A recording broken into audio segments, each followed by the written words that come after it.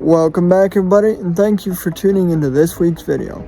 Today we'll be prepping a Trilobite fossil that I bought for just $1. The catch is, I prepped this fossil over a year ago and just never got around to making the video. So this video could be 2 minutes long or it could be 10 minutes long, depending on how many files I'm able to recover. But the results were pretty impressive, to say the least. So, without further ado, let's take a closer look at this fossil. So, just by looking at this piece, you can already tell there's nice separation in between the fossil and the rock, especially along the top and front sides of the fossil. So, we know that there's more underneath here and that it's going to come out. We're just not exactly sure how much is going to be there when that happens. And to confirm this, we can flip the rock around and see that there's a bit of a disturbance along the rock at the same level of which the fossil is on the other side. Now, I don't know if this is a parting line per se, but we know this rock will split how we want it as long as we're careful. So, without further ado, let's get to work on this thing and see what we can make of it.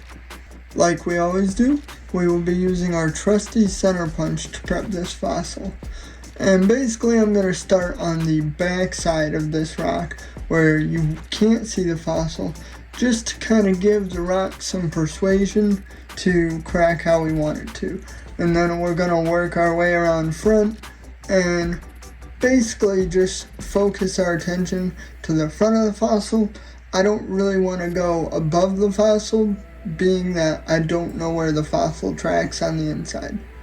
But it ended up working out pretty good and splitting relatively quick.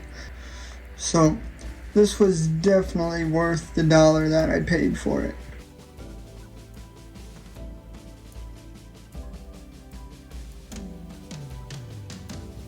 And here is our amazing Trilobite fossil. Now, this thing prepped out way better than I ever thought it would. I mean, I knew it'd be good, but this thing looks pretty awesome.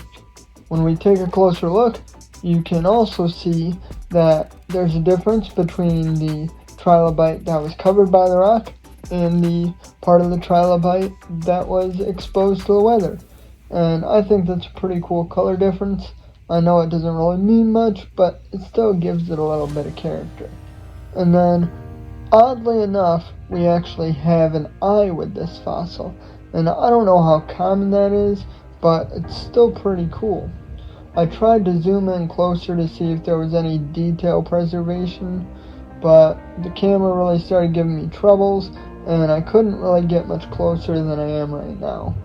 And then as you look towards the back of the Trilobite, or the tail, you'll notice that this part was actually sticking out of the rock when we were prepping it, but part of me expected it to come off just because those types of things usually aren't very durable. But it stayed in one piece, which I guess is good because now I don't have to glue it back on. So that's also a win there too. But for the rest of this video, I will give you guys time to look at this amazing piece. So until the next video, I will see you guys next time.